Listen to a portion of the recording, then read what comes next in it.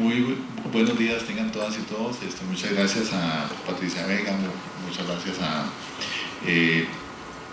Malu Mena, también a la gente de Pruinova, de la Vicerrectoría de Investigación, y a todos los que aceptaron participar en este espacio de discusión.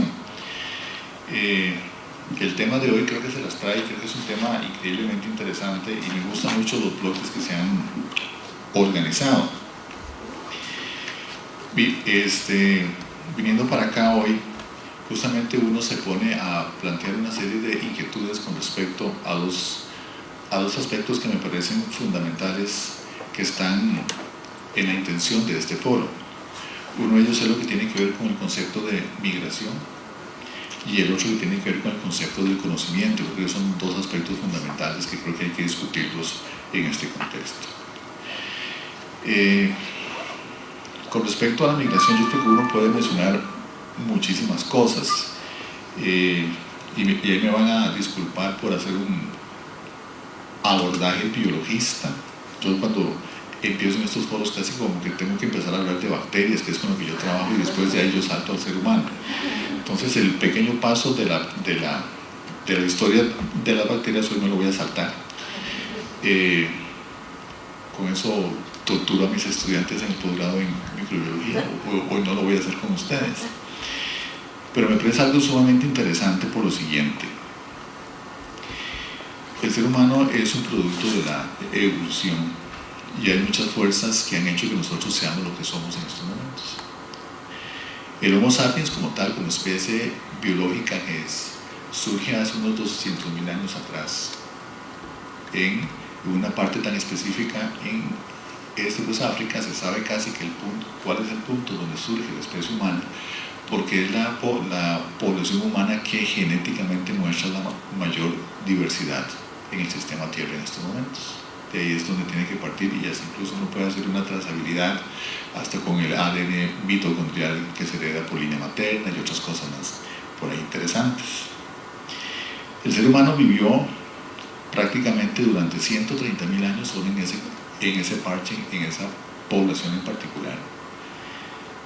El ser humano es el resultado, como les decía antes, de un proceso evolutivo, y muchos de nuestros rasgos vienen o no son propios necesariamente humanos, sino que vienen de otras especies biológicas anteriores, ancestrales a nosotros.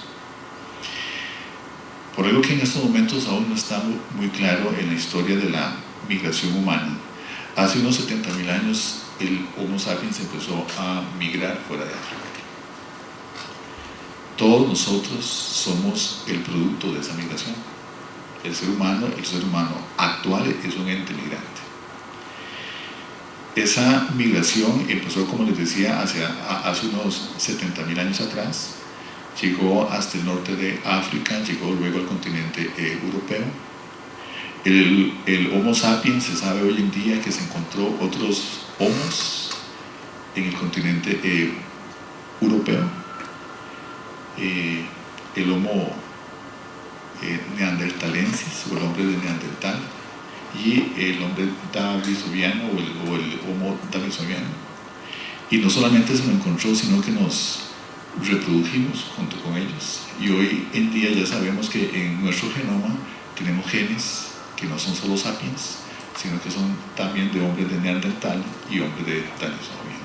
Entonces el concepto de la migración implica también ese entrecruzamiento que nosotros tuvimos con otros homínidos. Y eso implica algo que es un rasgo sumamente importante, que ya lo he mencionado 2 veces. No solamente el ser humano como especie es muy diverso, sino que cuando nosotros emprendemos esa migración fuera de África, y así se lo dije alguna vez a don Chris Duncan, todos somos afrodescendientes, independientemente del color de la piel. También hay un incremento en esa diversidad cuando nosotros nos enfrentamos, compartimos y nos reproducimos con otras especies de homo.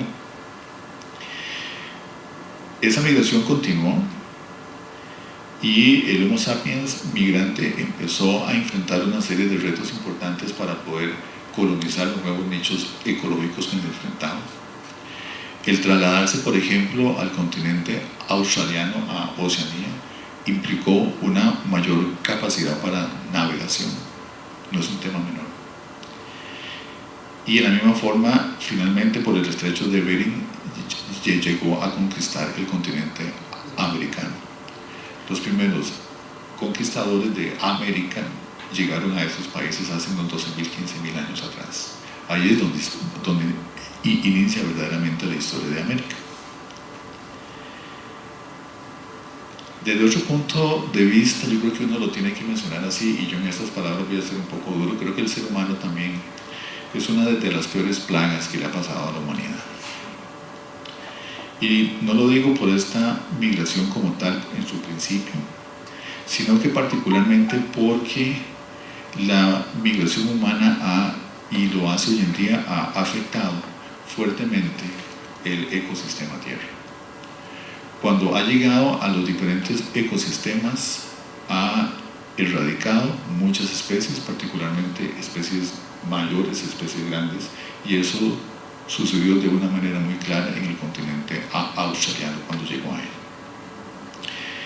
El ser humano se ha convertido pues en estos momentos, como fruto de esta migración, en la principal fuerza evolutiva que tenemos hoy en día en el sistema Tierra, al punto tal de que hoy estamos viviendo la sexta extinción.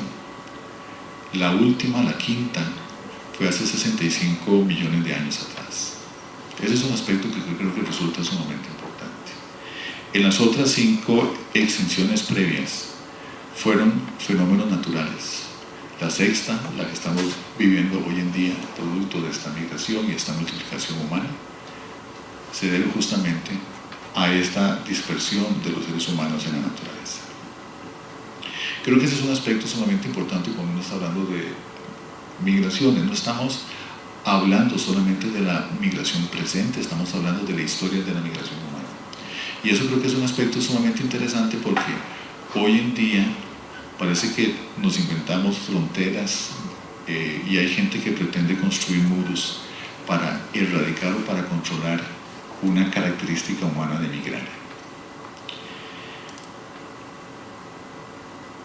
Eso no se va a controlar así, por supuesto. Quienes conocemos la historia de la humanidad y su migración, vamos a ver que el ser humano siempre va a continuar migrando. El otro aspecto interesante en esta motivación que yo les quiero dar y que tiene que ver con el tema de hoy es con respecto al conocimiento.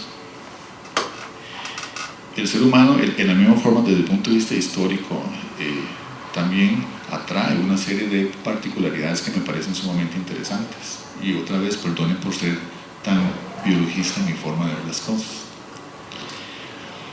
El ser humano en eso es sumamente peculiar. Durante estos más de 200.000 años, el ser humano ha abordado su acercamiento a la realidad por lo menos de 3 formas diferentes. Uno es a través del arte, otro ha sido a través de las revelaciones, que posiblemente estos 2 han sido los más importantes. Y tal vez el más reciente de todos es acercarnos a nuestra realidad, a nuestra compleja realidad, a partir del conocimiento. Pero esa es una historia más reciente. Yo marcaría este abordaje humano de nuestras realidades posiblemente en los últimos 500 años para acá. A pesar de que Tales de Mileto, un filósofo presocrático, ya decía que era importante buscar explicaciones naturales, no sobrenaturales, a los fenómenos que nosotros estamos viendo en el sistema Tierra. Yo siempre he tratado de defender que el ser humano no solamente es un ente migrante, también es un ente cognitivo. Y sigo manteniendo esta posición, a pesar que un día de estos Don Henning hizo un comentario de que los seres humanos también somos muy fantasiosos y emotivos. Y muchas veces entonces nuestras decisiones no son basadas en el conocimiento, sino que son basadas en nuestras creencias, en nuestras emociones y en nuestras fantasías. Y yo creo que ese comentario de Don Henning me movió mucho el piso y ya la defensa del ser humano como un ente cognitivo se me debilitó un poco. Y también vamos a tener que lidiar, y lo estamos haciendo hoy en día, en un mundo de verdades paralelas, de posverdades, de anti-intelectualismo. Cada vez que nosotros nos acercamos a través del conocimiento, se le hace complicado al ser humano. Conocer una realidad es difícil, y más una realidad tan compleja como la que nosotros vivimos en estos momentos. Cuando uno quiere hacer investigación, uno pretende fundamentalmente generar conocimiento y facilitar que los seres humanos nos acerquemos a nuestras realidades desde el punto de vista del conocimiento. El conocimiento y la investigación que lo genera inicia fundamentalmente con una duda, con una pregunta. Y eso es lo que nosotros estamos tratando de fomentar muchas veces desde la vicerrectoría de investigación y el pensamiento crítico, cuestionando las cosas. Pero en el mundo en el que vivimos tenemos que entender que cuestionando las cosas es renunciar a la fe. Y hay que dudar de las cosas, hay que cuestionar las cosas. Y eso es un debate que en estos momentos tenemos cada uno de nosotros, los seres humanos, en el sentido de que muchas veces nosotros negamos las creencias. Eso es lo que se llama un sesgo de confirmación. Buscamos únicamente las cosas que a nosotros nos confirmen nuestra posición. Y ese es un tema con el que nosotros tenemos que trabajar todos los días. En esta semana los tenemos que hacer justamente con el tema del plan fiscal. Está el debate entre los datos y las creencias de las personas. Ahora, ¿cómo ligar estos dos factores que les estoy haciendo esta referencia? Por un lado, el tema de la migración, que yo digo que es inherente al ser humano, y el tema del conocimiento como una forma para acercarnos a nuestra realidad.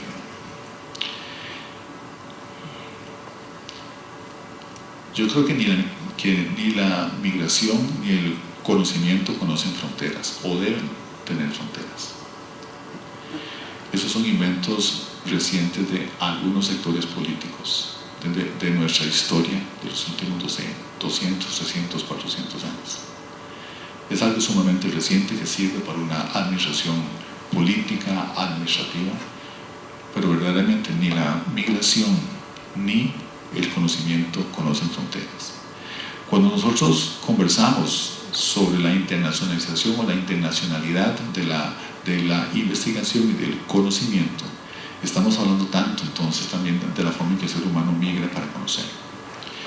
Yo considero en estos momentos que el conocimiento es un derecho humano, lo decimos también en la forma del derecho a la educación. Pero es importante que este conocimiento sea compartido. Cuando nosotros vemos nuestras realidades recientes de las últimas décadas, y es algo que me parece en estos momentos muy pertinente de mencionar, es el hecho de que las sociedades que nosotros hemos visto que se desarrollan en las últimas décadas, insisto en ese espacio, son sociedades que se han desarrollado sobre el conocimiento. Las economías basadas en el conocimiento son las que permiten un desarrollo tanto en lo económico como en lo social. Y yo me pregunto si verdaderamente nuestra sociedad costarricense se está basando en estos momentos en un conocimiento para su desarrollo, o estamos renunciando al conocimiento. Hace poco estábamos en una discusión en el foro institucional y estábamos mencionando cómo el conocimiento se debe incorporar a los sistemas productivos de cada uno de los diferentes países. En el MIT hay una página web, hay un grupo de investigación que tienen un índice que se llama el índice de complejidad económica, en donde ellos analizan la incorporación del conocimiento en los productos que generan cada una de las diferentes economías. Japón está en la posición número 1 de ese ranking, Costa Rica en la posición 49. Cuando uno analiza el perfil de exportaciones que tiene Costa Rica, uno se encuentra cosas muy contrastantes con lo que uno está viendo, por ejemplo, en Japón. En Costa Rica, nuestros principales productos de exportación son agrícolas. Estoy hablando de la piña, café, banano, cacao, en algunos casos, yuca y otros cuantos más por ahí. El segundo componente en estos momentos para el país son los dispositivos médicos. ¿Por qué los dispositivos médicos? ¿Por qué los productos agrícolas como tales?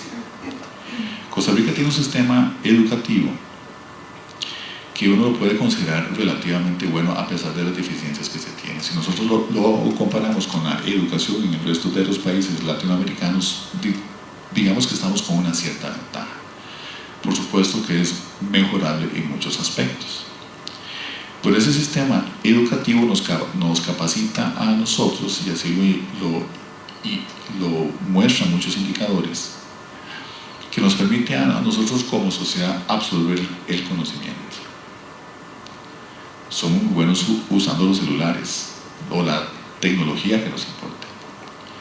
Y de esa manera, por esa capacidad para absorber conocimiento, que yo creo que es un tema sumamente importante, ha hecho que nuestra maquila haya migrado de ropa, digamos de ropa interior, a dispositivos médicos, pero sigue siendo maquila.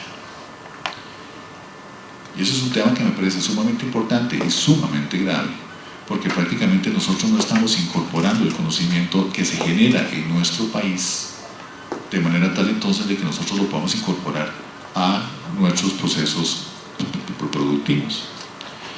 Costa Rica, por razones históricas, políticas, económicas y hasta incluso podría decir fiscales, ha decidido no invertir en ciencia y tecnología como una apuesta para el desarrollo. En estos momentos estamos por debajo del 0.5% del PIB.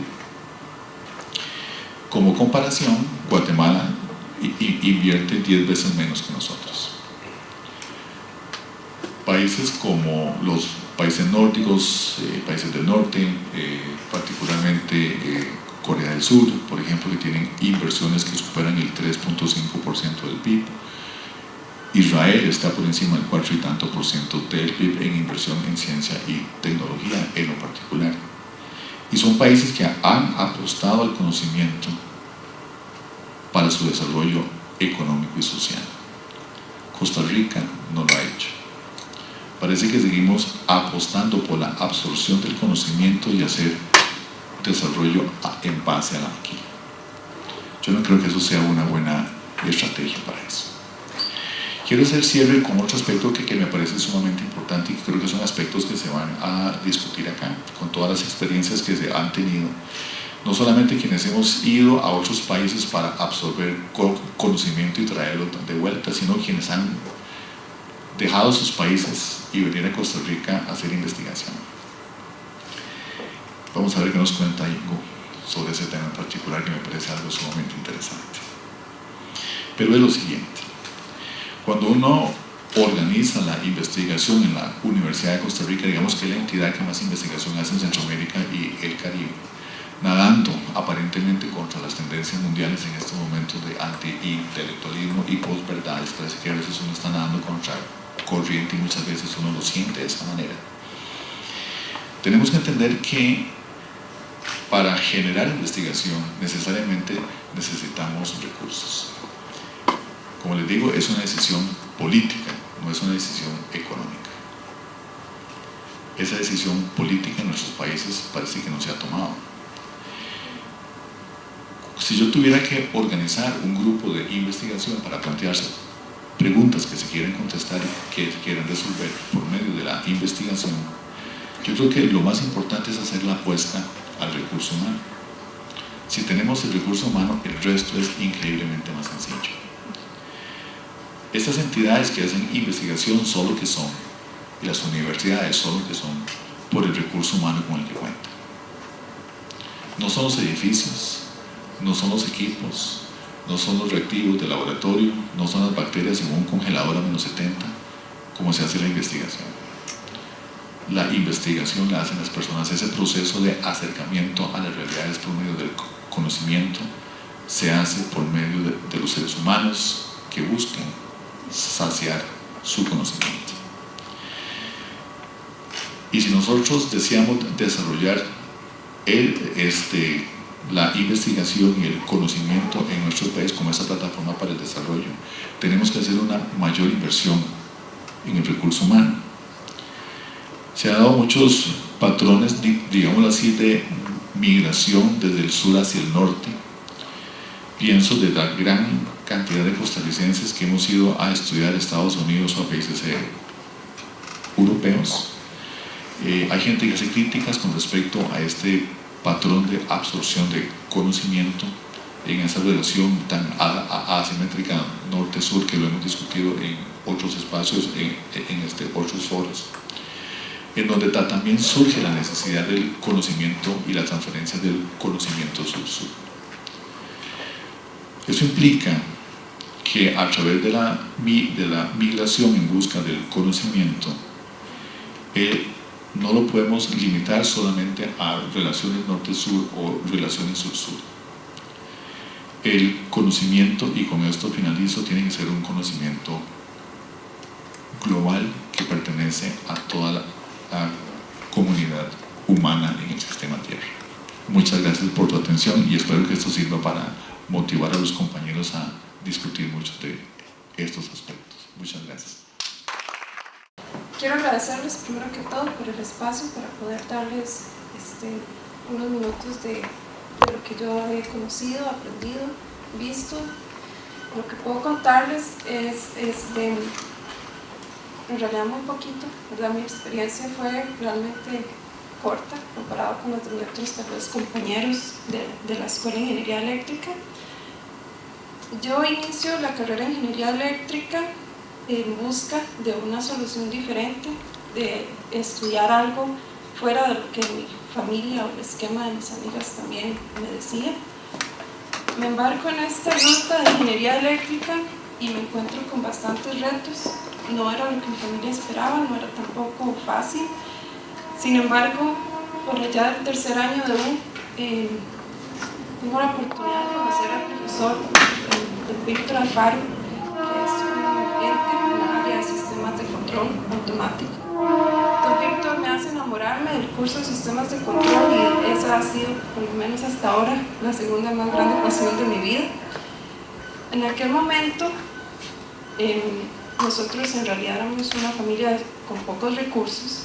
Yo sí me di cuenta que algunos de mis compañeros tuvieron la oportunidad con un convenio de irse a sacar una maestría, digamos, por ahí del cuarto año de universidad. Y sí me acuerdo que mi concepción era, esta gente realmente tiene dinero, ¿verdad? Tiene los recursos para irse a sacar la maestría y es algo que está alejado de mi perspectiva de vida. Sin embargo, me gradúo a los 4 años, me voy a una empresa multinacional a trabajar y veo que es posible la movilidad, veo que nos permiten que vayamos a otros países a entrenarnos, veo que es pagado por la empresa, que no era necesariamente recursos de uno, y empiezo a conocer personas de otros lugares, de Brasil principalmente, para los cuales hacíamos ofertas de sistemas de control automático, gente de Italia también trabajamos para Estados Unidos, y entonces es ahí donde puedo ver que en realidad hay una oportunidad para mí de poder salir. Sin embargo, como buena empresa multinacional, eso era simplemente algo que le ofrecían a uno, pero nunca nos dieron esa oportunidad de salir. En ese momento, tal vez un año después, yo he continuado con la licenciatura, trabajando y haciendo la licenciatura, y me encuentro con que mi profesor, el profesor Vilanova, de la Universidad Autónoma de España, está organizando un workshop en control avanzado. Yo asisto al curso con permiso del trabajo, ya que era en control, entonces estaban interesados, y don Vilanova me pregunta qué me pareció el curso al final. Yo le digo, espectacular. En el curso hablaban de control distribuido, hablaban de tratamiento de aguas residuales, de tratamiento de sistemas nucleares, hablaban de cosas más elevadas de control que veíamos en el curso, como de motores y de PIDs, que son los 90% de los lazos de la industria en Costa Rica. Y él me dice, entonces, ¿por qué no te vas a hacer un doctorado? Y yo le dije, por favor, yo no tengo ganas, apenas tenía 22 años, ¿cómo me voy a hacer un doctorado? Y él me dijo, Mercedes, pero es ahora cuando usted se podrá hacer un doctorado, que está joven. Lo sigo hablando y un día me dice Orlando, el decano, ¿verdad? Mercedes, él tiene razón, en Europa no es como aquí, la mayoría de la gente estudia siendo joven el doctorado. Entonces yo le digo, pero ¿y a dónde me voy a ir, verdad? Y mis papás, yo tengo un núcleo familiar muy pequeño, tengo un hermano con discapacidad y mi vida siempre ha sido muy hogareña. ¿Cómo me voy a ir y voy a dejar a mi familia? Entonces los otros profesores me convencen de la gran oportunidad que es, lo que significa, y además de la oportunidad de trabajar en la Escuela de Ingeniería Eléctrica con un doctorado, porque en la Escuela de Ingeniería Eléctrica no le dan la oportunidad a profesores que no tengan vocación para el doctorado de quedarse. Entonces me aventuro. Teníamos un libro en el curso de control escrito por Markevi y Katevi. Katevi es un profesor iraní, radicado en Glasgow, en Escocia, y este era un muy buen libro. De ahí basan el curso de sistemas de control que se llama la Escuela de Ingeniería Eléctrica. Orlando lo conocía, y así que Orlando se presenta y me dice: tal vez hay una oportunidad de que puedas hacer con Dr. Katevi. Claro, yo me imaginé que no iba a ser nada fácil, puesto que es el autor principal de los libros de sistemas de control y que iba a ser mucho reto. Pero don Katevi acepta. Les voy a decir, yo nunca quise emigrar, yo solo quería ir a hacer un doctorado. En mi mente emigrar no concebía ser inmigrante, ser un estudiante doctorado no concebía ser un inmigrante. Para mí yo no era inmigrante porque yo solo estaba estudiando un doctorado. Esa era mi concepción. Y por tanto me sentía cómoda. Porque aunque hubieran otras opciones, tal vez Yamilet, que esté por aquí, me decía: Mercy, pero por allá tenemos opciones en Chile, ¿verdad? Tenía beca para irme para Chile, hay opciones de Fulbright para Estados Unidos. Yo sentía ese deseo de ir a algún lugar donde me sintiera tranquila, de que yo no iba a ser una emigrante. Y Glasgow era un país, o es un país, donde los escoceses son muy buena gente, no son xenofóbicos. En todos mis 3 años nunca nadie me dijo nada, yo nunca vi una mirada diferente. Y en Glasgow ustedes pueden caminar por el Buchanan Street, que digamos que sería como nuestro paseo en la avenida Segunda, y ustedes ven un mar de gente inmigrante, ¿verdad? No se ven blancos, se ve un mar de gente muy variada. Son muchísimos los estudiantes, y la ciudad tiene un lema que se llama "La gente hace a Glasgow". Entonces ya ellos están acostumbrados a tener estudiantes extranjeros y saben cómo tratarlos y hacerlos sentir en casa. Todos los fines de semana había alguna actividad, usted se podía reunir con otros estudiantes internacionales, podía hacer trabajos de su área, digamos, de investigación con otros alumnos de otras universidades. Estaba en constante movimiento tratar de incluir a los estudiantes extranjeros tanto en la ciudad como en la universidad. En la universidad, con mucha más razón, había más actividades. Entonces, en ese sentido, nunca sentí que fuera migrante. Yo nada más estaba por ahí haciendo un doctorado. Y por esa misma razón, yo hice la experiencia rápida, me tocó sacrificar mucho, pero en 3 años y 2 semanas ya había terminado mi doctorado tal y como lo había prometido. En 1 de octubre de 2014 inicié el doctorado y regresé, y lo terminé el 12 de octubre del 2017. Ya el 10 y algo de noviembre yo estaba trabajando de nuevo en la Escuela de Ingeniería Eléctrica. Eso fue mucho sacrificio, me saqué bastantes lágrimas. El doctor Katevi, como me lo podía imaginar, era bastante exigente.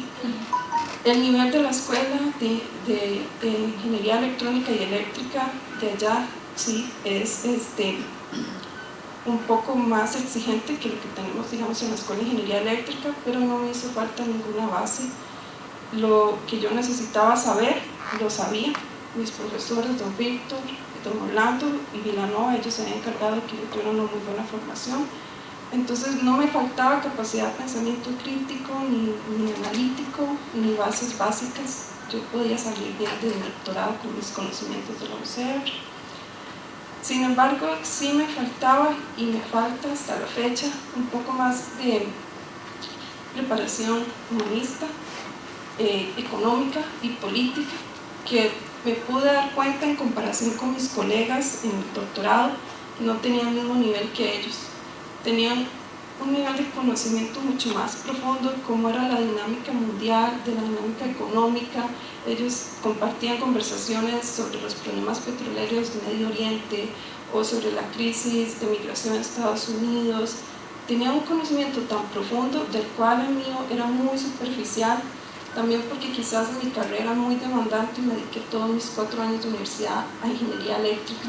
y no tenía tal vez tanto tiempo para dedicarme a estudiar otros acontecimientos mundiales. Entonces ahí sí me sentí que estaba un poco retrasada comparada con ellos, pero en lo demás yo les diría, fue la mejor experiencia de mi vida, aunque haya sido triste y feliz, porque en realidad toda la vida es así, con momentos tristes y felices. Finalmente, cuando regreso, me encuentro que ya estaba acostumbrado a un nivel de vida mucho más fácil. El primer día que me trasladé de San Isidro Heredia a la UCR a mi horario habitual, casi me muero. fue difícil, fue un choque que me costó varias semanas acostumbrarme, que ahora no se duraba media hora en llegar, sino hora 20 minutos, y eso después de 3 años era un choque muy fuerte, pero ya me acostumbré otra vez. Uno se va acostumbrando. Me chocó bastante que antes de regresar la imagen ya del profesor de la UCR ya venía siendo más y más deteriorada a lo que estaba acostumbrada. Ya se veían los periódicos de La Nación, ¿verdad? Yo revisaba los periódicos en las mañanas de Costa Rica y se veía como la percepción iba todavía más negativa hacia el profesor de la UCR. Entonces era difícil, ¿verdad?, volver, porque uno decía, pero yo me estoy sacrificando tanto aquí, he dejado tanto atrás, y allá la percepción es que lo que voy a ir a hacer no tiene ningún valor. También me encuentro con un país que está haciendo marchas xenofóbicas, que está a punto de elegir a un presidente, un candidato, perdón, altamente religioso e inestable. Me encuentro últimamente con algunas situaciones terribles de ataques a turistas, ¿verdad? Cuando yo estaba allá con las familias que conocía, escocesas y otras familias, siempre les prometí que Costa Rica era un país paradisíaco, tranquilo, de gente noble, y estas últimas noticias pues dejó mi discurso bastante abajo, ¿verdad?, de lo que yo había prometido. Entonces fueron cosas, diría yo, elementos básicos que me hicieron sentirme un poco incómoda al regresar. Aparte de eso, volver a casa, como siempre, la familia siempre estaba esperándonos desde el inicio. Nos dijeron, la casa es tuya, estamos esperando que vuelvas, eso no ha sido ningún problema, por dicha. Los amigos, claro que sí, ya se perdieron, ¿verdad? Ya los amigos en 3 años continuaron su vida, su trabajo profesional es en otro lugar. Y el trabajo en la U, por dicha, es lo que lo mantiene a uno contento, ¿verdad? En la Escuela de Ingeniería Eléctrica tenemos muchísimo trabajo. Tuve la oportunidad de meterme, porque también yo soy así, ¿verdad? Me metí en varias cosas y luego pues no tuve tiempo para hacer muchas cosas que quisiera, pero sí tuve la oportunidad de meterme en el proyecto Mujer en Ingeniería, ya con otra perspectiva de los proyectos en los que me había involucrado en Glasgow.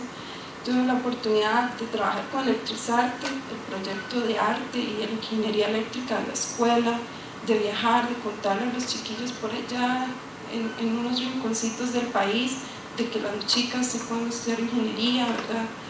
Tenía la oportunidad de iniciar un proyecto de investigación con un colega casi inmediatamente, ¿verdad? Esto lo planteamos rápido, donde vamos a aplicar mi tema de doctorado en robótica, y estamos planteando otro tema que por cierto no les he contado que fue mi tema de doctorado. Entonces les voy a contar rápidamente para hablar de ese segundo proyecto que nos estamos involucrando. El doctorado era básicamente en control de sistemas, que se trata de automatizar la industria. En vías, digamos, del Plan de Desarrollo Nacional, nuestra idea era que el interés de la escuela, mi interés y el interés obviamente del doctor Cátevi estuvieran todos unificados. Así que nos dedicamos en un tema de sistemas de control en red inalámbrica. Esto significa que tendríamos que estudiar un cambio del paradigma de todo alambrado a todo inalámbrico, lo cual no es muy bienvenido en la industria por problemas de los ciberataques, por supuesto, pero en países un poco más adelantados ha demostrado ser una tecnología muy beneficiosa, porque si lo vemos desde el punto de vista más práctico y sencillo, colocar sensores inalámbricos distanciados geográficamente sale mucho más barato que colocar cable. Entonces, en estos casos, la tecnología ha arrojado muy buenos factores, ¿verdad? y la industria y la academia se han interesado bastante. Por lo menos tiene unos 10, 11, 12, 13 años de desarrollo, ¿verdad?, este tipo de controladores. Yo traté con mi profesor de aterrizar estos temas que les digo en robótica, en comunicación móvil y en tecnologías para tratamiento de aguas residuales y también para tecnologías de parques eólicos. Entonces estuvimos hablando con los colegas del ICE para poder hacer algunos proyectos de control inalámbrico en las eólicas de Santa Ana.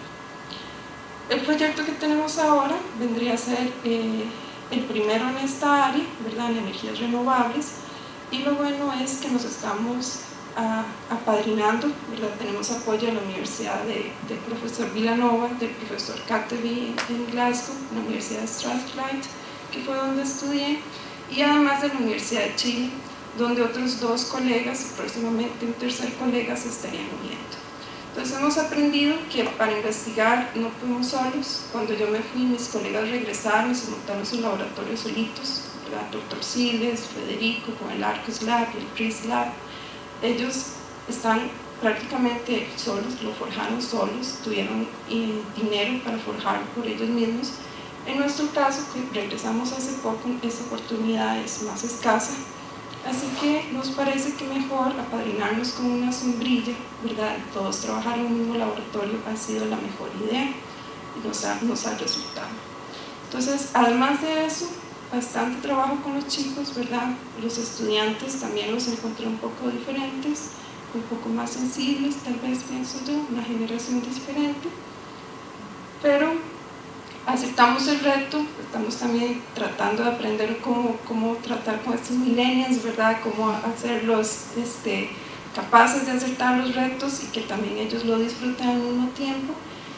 Y en general, pues la experiencia, como les digo, la más increíble de mi vida, feliz y triste, pero siempre salimos adelante por la capacidad de pensamiento que nos forja la universidad.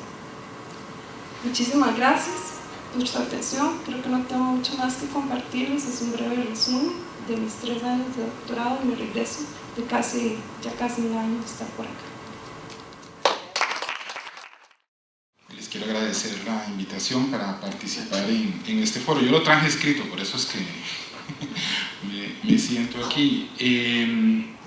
Incluso, tal vez con esa manía de andar en congresos y todo, le puse un título. Le puse El mundo, una casa con muchas estancias. Voy a leerles aquí lo que yo escribí, un poco así, podemos conversar, dice. Como parte del área de artes y letras, me llamó la atención la ausencia del término artes en el título de este foro, el cual muchos habrían esperado que fuera algo así como la migración en las ciencias y las artes, las experiencias de movilidad humana en la comunidad científica y artística. Sin embargo, fui invitado, lo que prueba que el término ciencia fue comprendido correctamente en un sentido amplio, interdisciplinario, trascendiendo creencias y opiniones populares que lo restringen a prácticas de investigación vinculadas con cierto tipo de conocimiento prestigioso, siendo entonces científico una persona dedicada a las actividades propias al desarrollo de ese conocimiento. Sin embargo, aquí el término ciencia está evidentemente ajustado a su sentido original, revestido de universalidad que, por supuesto, es la esencia misma de la universidad y de su carácter necesariamente humanista. Aunque debo confesar que sí me sigue haciendo falta la mención específica a una comunidad científica y artística, puesto que en la Universidad de Costa Rica no únicamente los que se dedican a ingeniería y a las ciencias duras forman parte de la movilidad.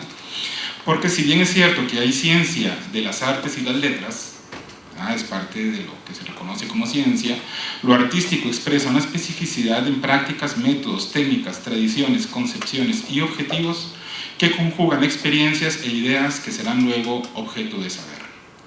Justo es agregar que desde hace muchos años hay una tendencia promovida por prestigiosas instituciones internacionales a aliar en este sentido arte y ciencia, tendencia tampoco ausente en la Universidad de Costa Rica, como acaban de mencionarnos Electrizarte. Todas las áreas en las que se divide la Universidad de Costa Rica producen ciencia, del latín scientia, es decir, conocimiento, saber, erudición.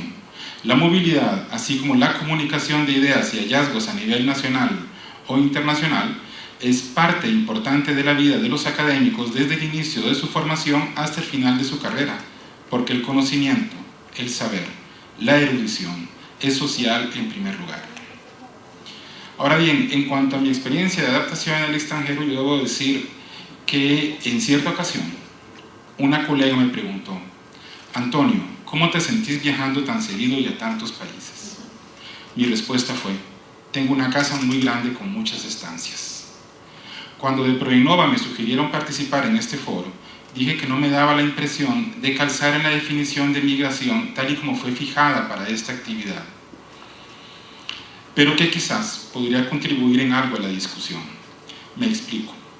La definición llana de inmigrante es la de alguien que llega a un país extranjero para radicarse en él, o incluso de alguien que se instala en un lugar distinto de donde vivía dentro del propio país en busca de mejores condiciones de vida. Dos conceptos clave tenemos en estas definiciones. El primero, radicarse, significa echar raíces, arraigarse. El segundo, la perífrasis, en busca de mejores medios de vida, enfatiza el objetivo del desplazamiento. En ninguno hay una alusión a condiciones forzadas o voluntarias. Retomando el título de este foro, La migración en las ciencias, recupero el término migración, el cual evoca un desplazamiento geográfico de individuos o grupos, generalmente por causas económicas o sociales. Estas son definiciones que tomé yo de la Real Academia. La implicación es clara: un cambio de lugar de habitación dentro o fuera del país de manera indefinida o permanente, de ahí radicarse, echar raíces, a fin de mejorar sus condiciones de vida, donde se entiende que la mejoría de esas condiciones se da en el país de establecimiento. Cuando los becarios de la Universidad de Costa Rica se establecen en otro país para efectuar estudios superiores, generalmente doctorales, o cuando nuestros investigadores visitan instituciones extranjeras, lo hacen de manera temporal, no permanente. No echan raíces en los países de acogida, algo desincentivado desde el momento mismo de la firma del contrato. Así es. En cuanto a la mejora de las condiciones de vida, esta tampoco se da en esos países, ni es el objetivo. Sí existe una expectativa de mejores condiciones de vida a mediano plazo en el país de partida, es decir, Costa Rica. Todo esto no impide dos observaciones. La primera, que la formación de los científicos en este país exige la movilidad para perfeccionar conocimientos de una manera que contribuya a avanzar la ciencia en el país, en el sentido de ciencia que incluye las artes, y que incida positivamente en el desarrollo nacional. En segundo lugar, reparo en que si bien es cierto que no echamos raíces en el extranjero para vivir ahí, sí creamos y fortalecemos vínculos con las comunidades científicas internacionales, lo que redunda positivamente en las prácticas, conocimientos y actividades científicas emprendidas en nuestra universidad. El tiempo promedio de estadía en el extranjero sin duda supera los 3 años, más que suficiente para entrar en contacto con comunidades locales, con extranjeros, estos sí arraigados o buscando arraigarse en el país de acogida. Esto produce el efecto de que compartir las angustias y logros de los que se convierten en amigos nuestros, locales o extranjeros, nos hace comprenderlos, identificarnos con sus luchas y celebrar sus éxitos como nuestros, siendo natural, además, recurrir al apoyo mutuo para obtener consejo o auxilio en situaciones apremiantes. Esto crea lazos de solidaridad muy fuertes. Así, al regresar al país, sin duda somos más empáticos con los inmigrantes, sin duda comprendemos mejor sus luchas y aspiraciones, sin duda por hacerlo somos mejores. La universidad y el país ganan con esto. Una experiencia de este carácter en el extranjero amplía nuestra visión del mundo, profundiza nuestra sensibilidad y nuestra comprensión de las cosas, confirma el acierto de la vocación humanista de la Universidad de Costa Rica y a través de ella contribuimos a una sociedad más tolerante, autocrítica, inclusiva y respetuosa. Contrario a muchos de mis colegas ex becarios, yo sí soy un inmigrante, por varias causas, en varios periodos de mi vida y de muchas maneras. En primer lugar, soy un inmigrante porque dadas las persecuciones políticas en mi país de nacimiento, Guatemala, que cegaron la vida de mi padre y de mi abuela materna, mi madre tuvo que dejar ese país para radicarse en el extranjero. No en Costa Rica, sino en Suiza, siendo yo ya, digamos, muy pequeño. En este sentido, no solo soy un inmigrante, sino que además soy un refugiado. Es decir, un inmigrante cuya prioridad en cuanto a sus expectativas de mejora de condiciones de vida es la de mantenerse en vida. No fuimos los únicos en mi familia que sufrimos el exilio y tampoco nos fuimos solos a Suiza. Nos acompañó una tía paterna con mi prima, por otra parte, un tío de mi mamá, el artista Jacobo Rodríguez Padilla, primero radicado en México, imposibilitado de volver a Guatemala por sus simpatías con el gobierno de Arbenz, obtuvo el estatus de refugiado político en Francia, donde vivió hasta su muerte en París en 2014. Luego de unos años en Suiza, mi madre decide radicarse en Costa Rica. Mi tía y mi hermana permanecen en Suiza, ahí viven todavía. Más tarde mi abuela paterna se fue a vivir con ellas, a Ginebra, a Ferney-Voltaire, cerca de Ginebra. Obtuve la nacionalidad costarricense. Yo sé lo que es afrontar y superar la xenofobia criolla dentro y fuera de las aulas. Las condiciones son duras en este país. Mi madre regresa a Suiza más adelante, siendo yo estudiante universitario, mi hermano la acompaña allá.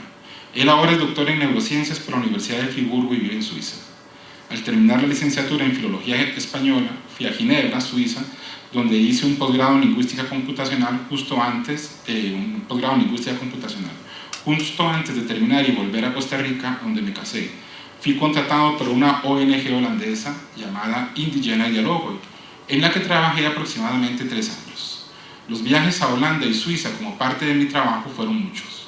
Hacia el final de esos 3 años me integré a la Universidad de Costa Rica como profesor de la Escuela de Filología, Lingüística y Literatura, cuya asamblea me apoyó en 2003 para efectuar estudios doctorales en la Universidad de Ginebra dentro del marco del programa Jóvenes Promesas. Volver a Suiza fue volver a casa, o mejor dicho, pasé de una habitación de mi casa, que es el mundo, a otra habitación. ¿Quiénes estaban en Suiza en ese momento? Mi mamá, mi hermano, mi tía, mi prima. Mi tío abuelo Jacobo estaba en París. La experiencia de la movilidad mi familia la ha vivido desde hace mucho tiempo. Ya en los 50, mi tío Jacobo y mi abuelo materno se fueron a estudiar escultura a París como parte de un programa de apoyo a las artes del gobierno de Arbenz, una de las razones por las cuales Jacobo no podía volver a Guatemala.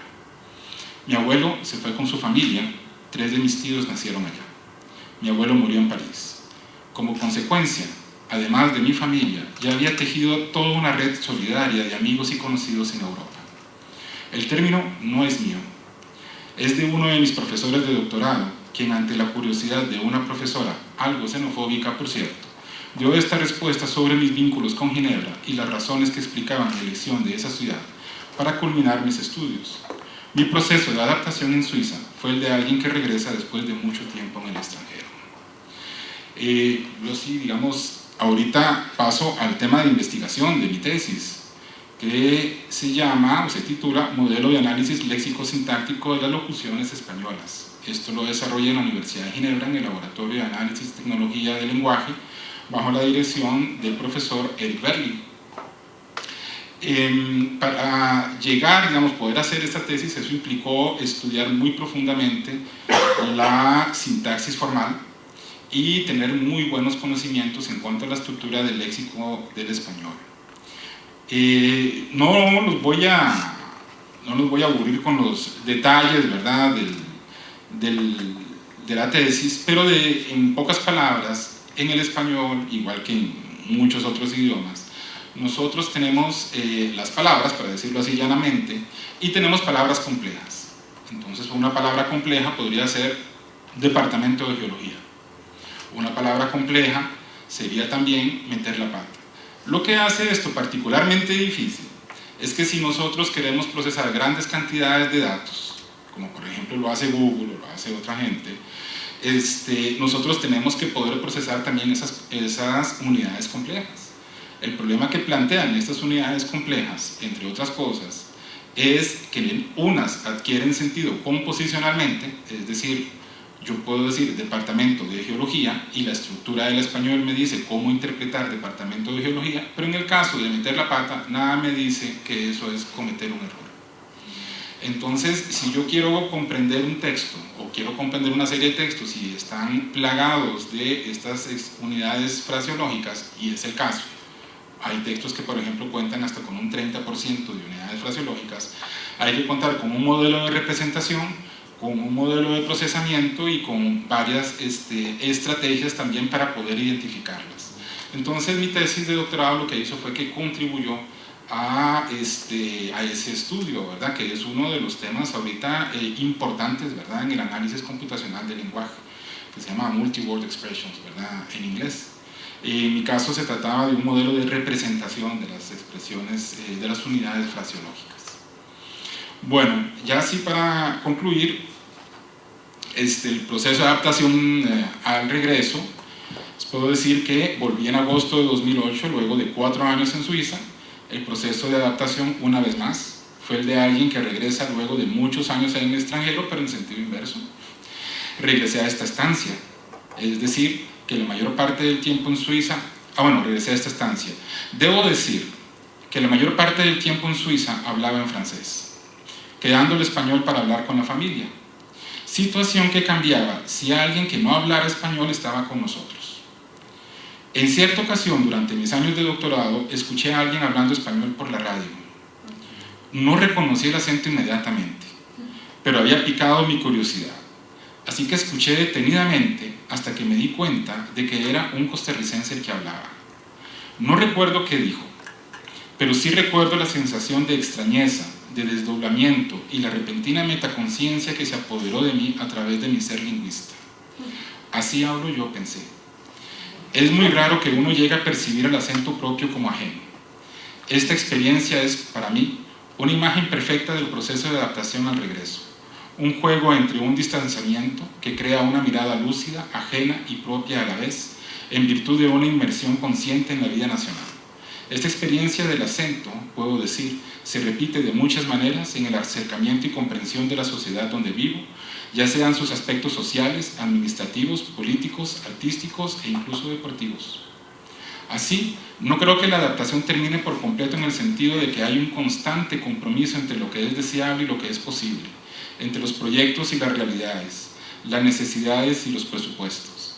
La experiencia en una universidad extranjera me permitió conocer lo que es igual, lo que es parecido, lo que es mejor, lo que es peor, lo que es adaptable, lo que es superable, el recorrido que nos falta, lo que hemos andado a ambos lados del océano. También me permitió tomar conciencia, por experiencia de primera mano, de un aspecto que mencioné al inicio de mi intervención. El conocimiento científico es mucho más que las ciencias llamadas duras y abarca también la totalidad de las actividades humanas, esto también en cualquier orilla del océano. Gracias. Muchas gracias por la invitación. Yo tengo que admitir, cuando Margot me escribió un mail, dijo que podías participar en el foro sobre migración en la ciencia, yo dije que sí, y en la noche pensé que quería lo voy a decir. Yo tengo un currículum internacional, pero migración nunca pensé que es migración, pero porque es trabajo, uno trabaja donde sea, y por lo tanto yo comparto totalmente la idea que fronteras para mí en este sentido no existen, solamente cuando yo tengo que pasar por migración, que siempre es doloroso. Y entonces también estaba buscando un título y no encontré título, entonces tomé el título Investigar en Costa Rica, un camino escogido, que me gustó en realidad, y me parece un buen título. Revisando un poquito en el internet que hay sobre migración, encontré este gráfico de un artículo en Science en 2014 sobre migración, y ustedes pueden ver que Centroamérica está arriba y la migración general es hacia Norteamérica, que no es ninguna sorpresa, y también hay algo hacia al sur de Europa, que probablemente es España. Y yo estaba pensando, pero yo soy de norte de Europa o Western Europe y no hay ningún vínculo. Entonces la explicación parece que ese es el flujo de migración a nivel general de personas y no necesariamente de parte de investigadores, personas que trabajan en ciencia. Porque yo conozco muchas personas, incluyendo muchos alemanes, que trabajan afuera en Latinoamérica, entonces definitivamente existe eso. Entonces la movilidad internacional con Alemania para mí es realmente relacionada con el Servicio Alemán de Intercambio Académico, que ha formado parte de mi vida muy importante. Yo trabajé 7 años por el DAD, yo fui profesor huésped en otros países a través del DAD, Y definitivamente aquí en la universidad es impresionante la cantidad de personas que tienen una relación directa con el DAD, incluyendo el señor vicerrector, incluyendo el señor rector, que casi habla mejor alemán que yo. Y este programa del DAD tiene ahora también el programa RISE, que es Research Internships in Science Engineering, que promueve la idea de colaborar, de enviar alemanes, estudiantes de grado, a países, a proyectos para trabajar aquí. Y este me parece también muy interesante porque es la incorporación de jóvenes estudiantes directamente en proyectos de investigación, y este podría ser la semilla para migrar a otro país. Y el DAD, por supuesto, tiene un network impresionante de estaciones. Ustedes ven que, por supuesto, en Costa Rica tenemos una oficina del DAD, y lo interesante del DAD es, y tal vez la diferencia comparada con Fulbright o otras organizaciones, que el DAD no solamente interesado en intercambio, en el sentido de dar una beca para hacer el doctorado y bueno, aquí termina la cosa. El DAD más bien está interesado de seguir con esos explicarios y seguir también con el intercambio, dar fondos para visitar, fondos para hacer investigación. Y yo creo que ese es el éxito, y esa es la razón, por ejemplo, por qué en la escuela de biología hay un montón de gente que realmente tienen un doctorado de Alemania. Y cuando yo llegué a Costa Rica, yo pensé, bueno, está lleno de españoles, por razones obvias, por el idioma, pero no encontré ningún español, ninguna persona que hizo su doctorado en España. Todo era en Alemania, en Estados Unidos o en Japón, pero en España. Esto ha cambiado un poquito, pero yo creo que el éxito del DAD es eso, realmente de no cortar después de la beca, sino de continuar a este programa. Y por favor, el DAD no me paga para decir eso. Este es mi currículum más o menos. Yo trabajé también en Alemania, si ustedes me creen o no, pero sí. He trabajado obviamente en Costa Rica y estoy trabajando en Costa Rica. Trabajé también en Estados Unidos por 2 años, en Colombia por 3 meses y otros 3 meses y otros 3 meses. En Chile era una estancia larga de 7 años, y en Filipinas de 2 años. Y voy a compartir con ustedes un poquito de esto. Y la pregunta al inicio fue pura casualidad que ya está a Costa Rica. Definitivamente sí, al inicio sí, pero después no. Porque al inicio yo estaba en una isla, Helgoland, que es una isla en el Mar del Norte, donde hay un famoso instituto biológico marino que tiene mucha historia, más de 150 años, y entonces estaba haciendo tranquilamente mi maestría.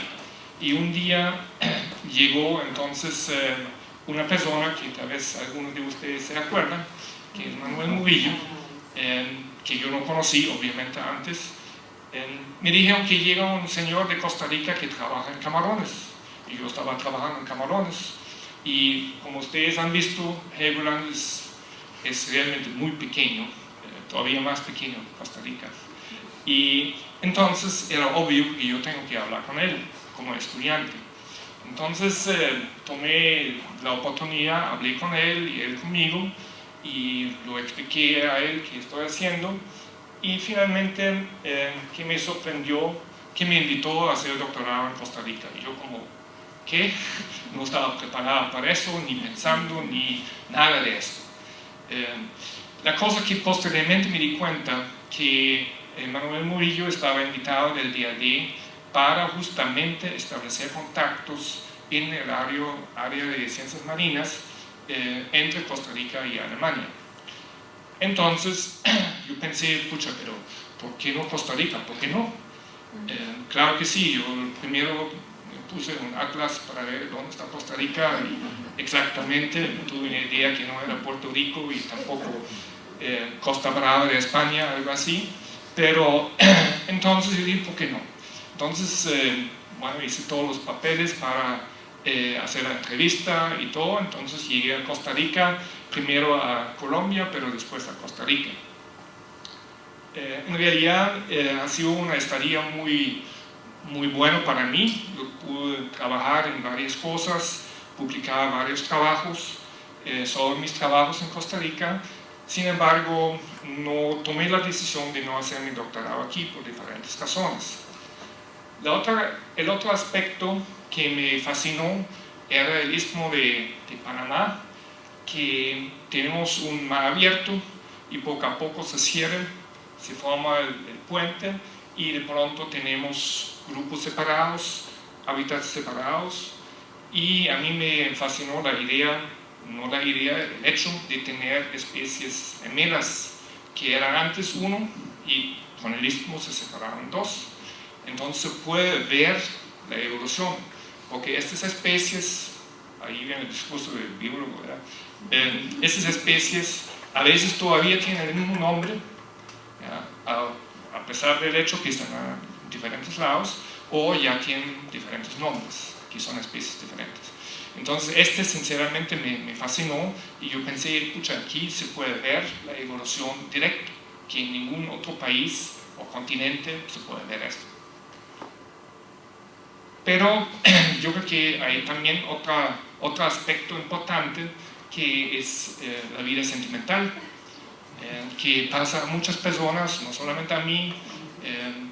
Yo conozco muchas parejas de este índole, y entonces en Costa Rica conocí la futura madre de mis dos hijos, y da por supuesto a todo de inmigración otro aspecto, o también un aspecto integrado en la sociedad. Pero tuve mala suerte, porque mientras yo estaba allí, mi esposa, mi novia en este sentido, en este tiempo consiguió una beca para ir a Estados Unidos. Y mala suerte yo, ¿qué voy a hacer? Porque sinceramente no estaba preparada para ir a Estados Unidos o regresar a Alemania. Entonces, ¿qué hacer? Entonces tomé la decisión de regresar a Alemania, preparar una propuesta para trabajar por casualidad en el mismo instituto donde trabaja mi novia, y lo aceptaron. Entonces me fui a Estados Unidos para trabajar allá y hacer mi doctorado en parte allá. Entonces así más o menos el ciclo, los pasos.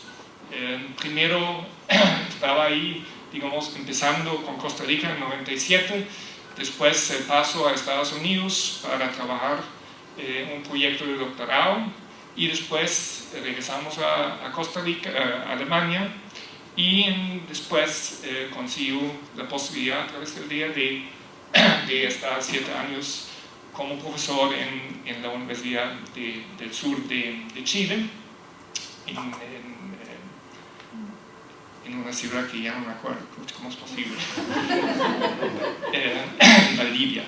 Y después surgió la posibilidad de trabajar con un servicio de Alemania en Filipinas por 2 años, y después regresé en realidad a Costa Rica, a la UCR. Quiero explicar un poquito, porque esto me parece interesante, cómo regresé yo a Costa Rica, porque yo estaba trabajando en este tiempo con el Servicio Alemán de Desarrollo en Mindanao, en Filipinas, para desarrollar un programa de doctorado en la Universidad de Mindanao. Y pasó un secuestro en Malasia. Entonces secuestraron un grupo de turistas y lo llevaron a Mindanao. Y dentro de este grupo era un grupo de alemanes, una familia. Entonces el gobierno alemán pagó extraoficialmente por cada alemán $1 millón. Y poco después recibí la llamada que por favor usted 24 horas salir en Mindanao. Seguramente pensaba, es más barato que pagar $1 millón para ellos. Entonces con esto yo pensé, bueno, si el ministerio me obliga a salir de Mindanao, todavía en Filipinas, pero no en Mindanao, no creo que tiene mucho futuro. Y entonces empecé a buscar otras oportunidades. Y como ya estaba casado con una tica y con 2 hijos, era obvio que Costa Rica sería un buen lugar, y yo encontré una oferta de trabajo porque la Escuela de Biología estaba buscando un experto en diversidad acuática. Y entonces apliqué, mientras la familia ya se fue a Costa Rica, yo me fui a Alemania para hacer las entrevistas, y entonces desde 2001, en realidad hasta 2008, yo estaba aquí como experto integrado a través del gobierno alemán, y después me quedé aquí estoy. ¿Cuáles han sido las oportunidades científicas en Costa Rica? La primera cosa que yo empecé con Jorge Cortés, el colega de la Escuela de Biología y también del CIMAD, era editar un libro sobre biodiversidad marina de Costa Rica, porque yo pensé que Costa Rica es el país en Centroamérica más desarrollado en conocimiento de diversidad marina, y sería un ejemplo importante para publicarlo, y ahí está. También reinicié el trabajo de la UCR sobre recursos pesqueros, y formé la unidad de investigación pesquera y acuicultura, también en realidad por casualidad, en el sentido que yo estaba buscando una empresa para un trabajo sobre cangrejos, y me dieron otra empresa que trabajó en pesca de arrastre. Entonces ahí de pronto yo solo como pesquero terminé en la parte de arrastre, y sinceramente este trabajo ha sido muy importante, con muchas citas políticas muy interesantes para mí. También yo nunca trabajé con decapos que son cangrejos, camarones de agua dulce, pero me di cuenta que en Costa Rica nadie está trabajando en eso, y realmente ha sido muy fructífera de trabajar en esta área y muy interesante. Además tuvimos con la Vicerrectoría y el apoyo de las redes temáticas la posibilidad de desarrollar una red temática a nivel internacional sobre esto, y bueno, ahora soy el director del CIMAR, que también para mí es una oportunidad muy grande. Yo pensé que sería importante pensar cuáles son las desventajas de una migración a nivel personal, ¿verdad? Entonces, para mí por lo menos ha sido una constante adaptación a nuevas condiciones. Yo no sé si es desventaja o ventaja, pero digamos, yo lo puse ahora en desventaja. Pero la realidad es que cada vez, porque yo me quedé 2 años, 7 años y era mucho, y 18 años una eternidad, en países, y cada vez era el proceso de adaptarse, y eso es complicado. Establecer nuevos grupos de trabajo también es complicado, no solamente de trabajo, también a nivel personal. Yo lo puse aquí, la falta de raíces muy profundos, porque claro que sí, uno tiene que tratar de tener esas raíces en el país para vivir, para adaptarse, pero sinceramente es como, bueno, yo puedo salir, y yo sé que voy a salir a otro país y voy a hacer otros países. Limitaciones lingüísticas. Yo ahora tengo abierto en el compu el diccionario español-alemán, porque ya no me siento tan seguro en alemán, ya tengo que buscar cómo se llama en español, cómo se dice en alemán. Ya cuando me voy a Alemania yo tengo que concentrarme para hablar bien, ¿verdad? Y en español no estoy perfecto, en inglés tampoco, entonces no puedo hablar nada. Y sinceramente a veces es frustrante. Yo que usted como director de lingüística ahí tal vez pueda entender qué frustrante es eso, porque antes uno habló muy bien alemán, ya no. ¿Cuáles son ventajas? Bueno, yo puse justamente la integración a nuevos grupos de trabajo, tener nuevos contactos, conocer nuevos ambientes, y yo me refiero no solamente a ambientes naturales, también sociales, aprender nuevos idiomas, que me parece fascinante, y ampliar, que usted no puede ver ahí, ampliar el horizonte de uno. Eso es yo creo que algo muy general y muy importante. Características personales. Uno tiene que manejar el mal de patria. y yo asumo que Mercedes tuvo mal de patria, está afuera. Uno tiene que sobrevivir con eso. Y yo conozco alemanes que sinceramente no pueden vivir fuera de su país porque siempre están buscando lo que tienen en su país. Nunca están abiertos para buscar algo nuevo. Facilitar de adaptarse, yo creo que también es indispensable para sobrevivir bien y no sufrir tanto. Salir de la zona de confort, ¿ya? Si la gente dice, bueno, yo estoy bien, yo no quiero otra cosa, no quiero complicarme la vida, mejor se queda en la casa.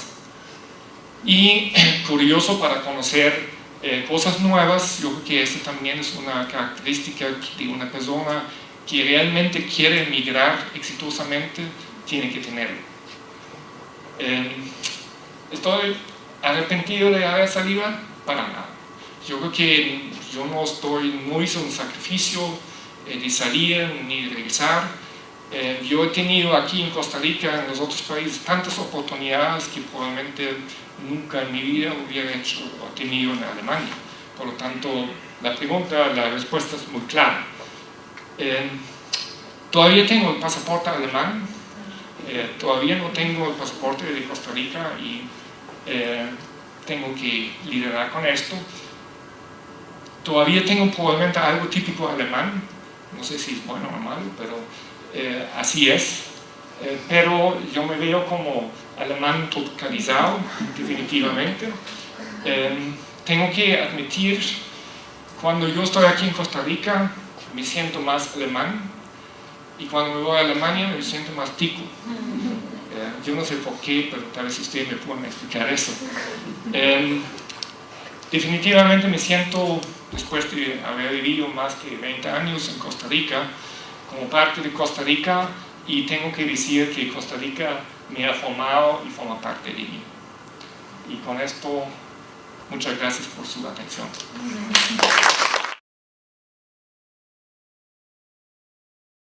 Bueno, muchas gracias por la invitación a Proinova y al SICOM y a Margot especialmente, ¿verdad?, por interesarse y trabajar estos temas que tan importantes son y de los cuales a veces no hablamos lo suficiente. Como Margot anticipó, yo soy nacida y criada en Cuba. Este año estoy cumpliendo justamente 10 años de haberme venido a vivir y a trabajar a Costa Rica. Y ha sido un año súper interesante porque yo creo que he hablado más de mi estatus migratorio y de mi experiencia migratoria en este año que en los 9 anteriores. Entonces, creo que es una buena oportunidad estar aquí y compartir mi experiencia. A diferencia de las personas anteriores, yo me vine a Costa Rica en una decisión individual y personal. Podríamos decir, como aquella canción de Nat King Cole, que estoy aquí for sentimental reasons. Yo vine por primera vez en el 2006 a hacer una estancia de investigación en un centro de investigación que se llama Departamento Ecuménico de Investigaciones. En esa época yo trabajaba mucho el tema de comunicación alternativa, comunicación y movimientos sociales, y de manera paralela estaba haciendo mi maestría en televisión cultural, haciendo un análisis del modelo cultural de televisión cubana, ¿verdad? Entonces, pues esas eran mis líneas de investigación. En ese momento conocí a mi pareja de hace 12 años. Digamos que venir a Costa Rica, conocer investigadores e investigadoras costarricenses, estar por algún tiempo en otro país latinoamericano, que no había sido mi experiencia anterior. Yo había visitado otros países, pero no había estado nunca en Centroamérica, nunca en Costa Rica. Me permitió hacer 2 cambios mentales, ¿verdad?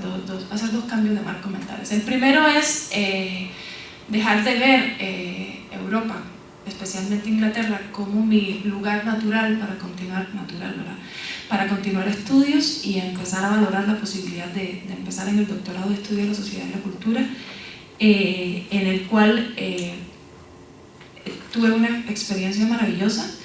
Y en el mismo año 2008 comenzar a trabajar en la Escuela de Ciencias de la Comunicación Colectiva. Entonces, digamos que a mí siempre o sea, otras personas migrantes me dicen, es que tuviste mucha suerte, porque llegaste al país y a los 6 meses estás empezando a tener una experiencia académica. Aquí yo quiero hacer el alto analítico, y en eso me ayuda también mi perspectiva teórica y metodológica para hacerlo. Y es que no solo fue una cuestión de suerte, yo encontré gente maravillosa. Una de esas personas maravillosas está sentada aquí enfrente, que es Patricia Vega, que ha hecho de este país una casa para mí. Pero yo quiero llamar la atención sobre el tema de la importancia de hacer una mirada interseccional en materia de migración, incluso dentro de la academia, ¿verdad? Porque yo soy mujer, soy cubana, paréntesis, desde que llegué a este país me decían que yo era cubana, pero no hablaba como Tres Patines, y yo no sabía quién era Tres Patines. Tuve que buscarlo.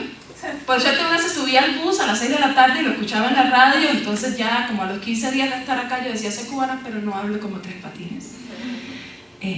Si acaso como Nananina, pero como Tres Patines no, ¿verdad? Entonces, bueno, pues esa experiencia de estar acá como universitaria, como una profesora, o sea, yo era, digamos que puedo decir que mi suerte está en decir que me vine a Costa Rica a hacer exactamente lo que hacía en Cuba, a ser profesora universitaria y a ser investigadora. Pero cuando yo llegaba a migración, o sea, a las oficinas de migración, para organizar mi estatus migratorio, lo primero que pasaba es que Cuba tiene cédula restringida, por tanto estuve 2 años esperando por la residencia. Segundo, cuando yo decía que estaba estudiando en la Universidad de Costa Rica, ahora profesora de la Universidad de Costa Rica, mi estatus dentro de migración cambiaba. Yo pasaba de ser Janet la migrante a Doña Janet. Y tercero, cuando iba con mi esposo a migración, ya era Doña Janet, ¿verdad? Entonces, digamos, yo siempre lo pongo, mi experiencia en la Universidad de Costa Rica es maravillosa, mi experiencia en las oficinas de migración es terrible. Pero bueno, 2 años después, residencia, 1 año y medio después, y esto lo digo como feminista y como comunicadora y como mujer. Gracias al patriarcado, tengo nacionalidad, 2 años después tengo nacionalidad costarricense, por estar casada con un costarricense. No tuve que hacer examen de historia, de cívica, de español. No lo quiten, déjenlo así. Pero digamos que es una situación, ¿verdad? Diferente. Y es una situación diferente a otras personas cubanas que migran acá, o a otras personas latinoamericanas que migran acá. Entonces yo soy un caso de migración sur-sur, soy un caso de migración sur-sur que se involucra en esta universidad y que encuentra las puertas abiertas. Cuando yo me vine, yo tenía, como les decía, una maestría en comunicación. También viví el proceso con ARE. Yo pensaba desarrollar, ¿verdad?, mi carrera académica en lo que tenía, todo el tema en lo que tenía que ver con televisión pública y modelo de televisión cultural. Y cuando llegué acá, pues no me encuentro en un escenario de televisión pública igual, ¿verdad? Me encuentro en otra situación mediática, y de la misma manera pues me encuentro otro modelo de comunicación que no es el modelo de comunicación cultural que yo venía trabajando, pero yo tenía otras inquietudes. Entonces de repente empecé a encontrar un espacio en el área de estudios de comunicación y género, que era algo tangencial que a mí me interesaba, pero lo que nunca le puse demasiada energía hasta llegar acá. De hecho, ya llevamos 3 proyectos de investigación en el SICOM, un proyecto en el CIEM. Incluso con Patricia abrimos el programa Prácticas Culturales, Género y Comunicación, que nos ha abierto las puertas, o sea, ha abierto las puertas al SICOM y a mí personalmente para generar nuevos contactos, ¿verdad? Hemos participado en escuelas de verano en la Complutense de Madrid, hemos participado en encuentros internacionales, ¿verdad? Y eso nos ha permitido, el programa nos ha permitido generar convenios con otras universidades a nivel internacional y abrir una línea de investigación que es algo de lo cual hablamos muchísimo, ¿verdad? Digamos que mediáticamente, cuando vemos una noticia de cómo los medios de comunicación cubren los femicidios, de cómo los medios de comunicación representan la imagen de las mujeres en la publicidad, en las noticias. Es algo que hablamos cotidianamente, pero sobre lo cual, a pesar de que dentro del CICOM hay otros estudios de género, no había como un estudio sistemático. Entonces, abrimos las puertas a empezar a hablar de esas narrativas, a empezar a hablar de cómo las periodistas y los periodistas cuentan la violencia contra las mujeres, ¿verdad? Y eso ha tenido un impacto especialmente en la docencia, ¿verdad? Digamos que para el CICOM la articulación entre docencia e investigación yo creo que es uno de los aportes dentro de los tantos que hace el centro, pero el impacto que ha tenido no solo en la discusión, sino en la generación de contenido. Pues todo el mundo dice que los comunicadores y las comunicadoras deberían trabajar lenguaje inclusivo, deberían trabajar con perspectiva de género, ok, pero ¿en qué espacio estamos formando eso, verdad? Entonces, la experiencia mía pues ha sido de mucho crecimiento. Yo siento que en alguna medida tuve que correr, como se dice, ¿verdad? Porque llegué a otro país, llegué a otro contexto, el idioma es el mismo, bueno, parecido. Me acuerdo que una de las primeras veces que estaba en la oficina me dijeron que algo estaba en el Arturito y yo no lo logré con el Arturito.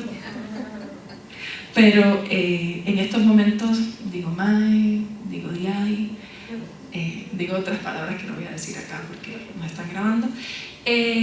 Pero hay cuestiones que son como diferentes, y en el día a día y en la cotidianidad ese intercambio cultural a veces se vuelve un enfrentamiento cultural, ¿verdad? Eso de estar en una reunión y que te digan es que eres muy directa porque eres cubana, lo cual puede ser cierto, pero no sé si viene a cuento. Me pasó algo una vez en una reunión que empecé a hablar, supongo que en cubano, y me empezaron a remedar y a decirme que hablaba como una nanina. Realmente esas situaciones han sido muy escasas, pero son las cosas como que tienen que ver un poco con el aprendizaje de ser una persona migrante, ¿no? A una se le olvida, llega un punto en que a una en la cotidianidad se le olvida que es migrante y siempre hay un detonante que te coloca en tu sitio, ¿verdad? Entonces, o que te recoloca en ese sitio simbólico, ¿verdad? Entonces, es muy interesante. Yo, por una cuestión de elección personal, no he regresado a Cuba desde que me vine para acá. Yo digo que soy una mala migrante porque extraño muy poco, pero creo que eso tiene que ver con la historia de migración de las personas como yo de Cuba hacia otros países, ¿verdad? Mis impresiones como estudiante migrante y como profesional migrante dentro de la Universidad de Costa Rica, para mí es, no sé, yo les voy a contar algo que para mí fue un hito. Cuando yo descubrí el CICDI fui la persona más feliz del mundo. Entonces yo en clase le insisto tremendamente a los estudiantes y las estudiantes y los mando a buscar en el CICDI, tienen que trabajar porque es tener una biblioteca actualizada, es tener un montón de contenidos, es tener acceso a producciones en otro idioma. Para mí eso es algo muy puntual, pero que marca la diferencia a mi experiencia anterior, ¿verdad? Lo otro es, que me parece también súper interesante, es los tiempos para investigación. No solo interesante, me parece necesario. Y esa capacidad que tenemos en la docencia, en la UCR, de hacer mucho y tanto a la vez, ¿verdad? De ser a la vez docentes, de tener funciones administrativas, de hacer investigación, de participar en eventos, de publicar. Yo creo que esa tendencia a hacer tantas cosas a la vez, no puedo compararla con otras experiencias, pero a mí me ha dado una capacidad para tener una mirada holística de lo que es producir, y para tener una mirada holística también de la necesidad de que lo que estamos haciendo investigación tiene que tener una patita en la docencia y el tema del impacto, ¿verdad? Entonces, en ese sentido, estar en muchas cosas a la vez a veces puede ser estresante. Dicen que esta es una de las profesiones más estresantes, yo lo creo, pero a la vez nos permite tener una mirada panorámica que no a veces, que no siempre se tiene desde otra profesión. Entonces, pues para mí eso ha sido muy importante. En este momento estoy teniendo una experiencia personal de tercer tipo. Tengo un hijo de 3 años, que es un hijo costarricense, que habla de tú y de vos, y habla cubano costarricense. Que el otro día alguien me dijo, yo no sé qué le estaba contando, y me dijo, y yo le dije, Ignacio, que se llama mi hijo, me dijo, oye tú, y me dice, pero ¿cómo habla caribeño? Y yo, aquí estoy, yo soy la caribeña, claro que va a decir oye tú, y a veces a mí me preocupa porque yo digo, no, o sea, ¿qué va a pasar en la escuela? Porque uno sabe que hay un cobro por el uso del vos. De hecho, yo me molesto mucho cuando dicen, si no voceas no sos tico. Y yo digo, ok, yo tengo una cédula y un pasaporte que dicen que soy tica, y pago impuestos, y tutelo. Entonces, yo siento que como país, mi experiencia en Costa Rica como país receptor es maravillosa. Esta es mi tierra, esta es mi casa, aquí está mi casa, ahora con más razones, o sea, ahora sí me enraicé, como decía el profesor de lingüística. Pocas cosas enraizan tanto como un hijo. Pero a la vez tenemos como yo siento que quien migra se adapta, pero quien recibe se adapta, ¿verdad? Y es esa construcción colectiva, esa construcción cultural de venir de fuera, de compartir, de estar, de sentir que la experiencia vital que una trae enriquece a colegas, a estudios, a tendencias, ¿verdad? Pero que también en la cotidianidad una de alguna manera interviene en la vida de las demás personas. Y en mi experiencia personal dentro de la UCR, mi relación con las personas que han migrado a estudiar fuera, mi relación con las personas que entienden lo que es estar fuera, lo que es estudiar, lo que es vivir en otra tierra, siempre ha sido muy enriquecedora.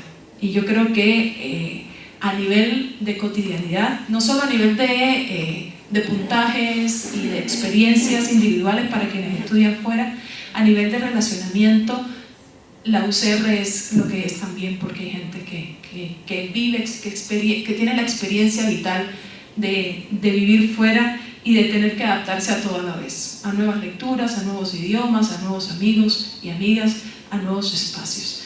Entonces, quizás para ir cerrando, yo creo en la importancia de este intercambio sur-sur, creo en la importancia de contaminarnos, como diría Pedro Guerra, como investigadores e investigadoras y docentes, y creo también muchísimo en lo que podemos aportar en este intercambio de conocimientos. Entonces, por aquí lo dijo, no sé si alguien tiene alguna pregunta. Para el Centro de Investigación en Comunicación SICOM, es un orgullo haber participado en este foro titulado La migración en las ciencias, experiencias de movilidad humana en la comunidad científica. En particular, queremos expresar nuestro sincero agradecimiento y admiración a la doctora Margot Mena, quien no descansa en la búsqueda de implementación de acciones académicas. Muchas gracias. Ha sido un gusto aprender de los valiosos aportes de ustedes en esta jornada. Les agradecemos mucho por compartir con nosotros sus reflexiones. Sin pretender ser reiterativa, y si me lo permiten, haré un breve repaso final. Aunque popularmente tiende a asociarse la inmigración con pobreza, esto no parece ser tan cierto. No solo los pobres salen de sus países en busca de mejores condiciones, también lo hacen personas con distintos estatus económicos y académicos. De hecho, las causas de la migración son diversas: conflictos bélicos, necesidades básicas insatisfechas, crisis política, pero también se migra por otros motivos, por intereses académicos, por factores profesionales, por ayuda médica, por intercambio, entre otros. Por lo general, se reconoce que las naciones de destino también pueden beneficiarse con los migrantes, pues con frecuencia estos subsanan la escasez de mano de obra, generan empresas, empleos y contribuyen con sus impuestos y con la seguridad social. En muchos casos también hacen grandes aportes culturales e intelectuales. Las inmigraciones en muchos lugares y por diferentes causas se convirtieron en un renovado encuentro entre los migrantes y los nacionales. Si me permiten dos ejemplos, el de México durante la dictadura franquista de España y en Costa Rica en la década de 1970, con las personas que fueron expulsadas de las dictaduras de Videla y Pinochet en el Cono Sur y que se refugiaron en nuestro país. En ambos casos el intercambio repercutió en la educación, la producción editorial, el desarrollo de las artes, de la filosofía y de las ciencias. En general, el exilio produjo un enriquecimiento de enorme magnitud en ambas culturas, y en especial en los países receptores, y un intenso impulso al desarrollo de otras áreas hacia la modernidad. Simultáneamente, los migrantes encontraron en México y Costa Rica, para continuar con el mismo ejemplo, un lugar que no obstruyó su desarrollo profesional, enriqueciendo a las dos naciones involucradas, a la que expulsaba y a la que recibía. En síntesis, hay una reconfiguración de las culturas y de las identidades migrantes que se producen a raíz del contacto entre diferentes tradiciones culturales y diferentes identidades étnicas o nacionales.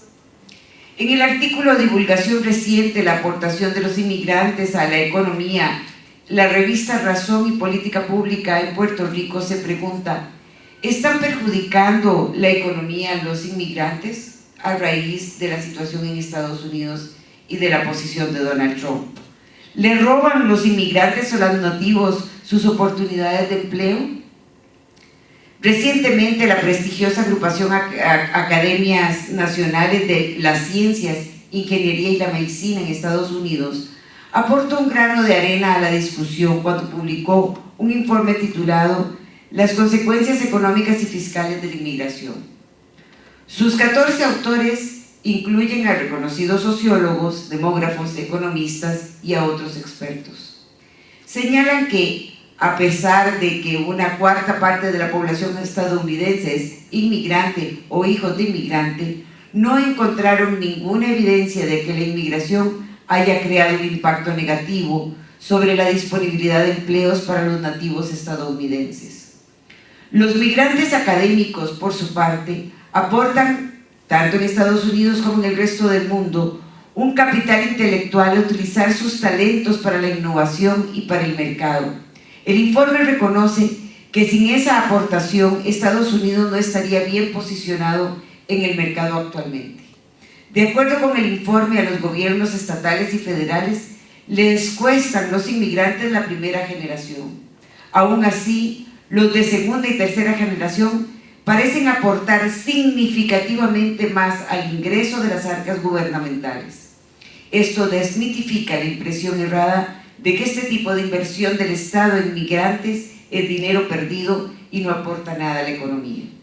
En síntesis, la migración, como ha quedado claro en el foro de hoy, desde los inicios de los Homo sapiens, en plural, ha sido un factor fundamental para el desarrollo de la humanidad. Muchas gracias.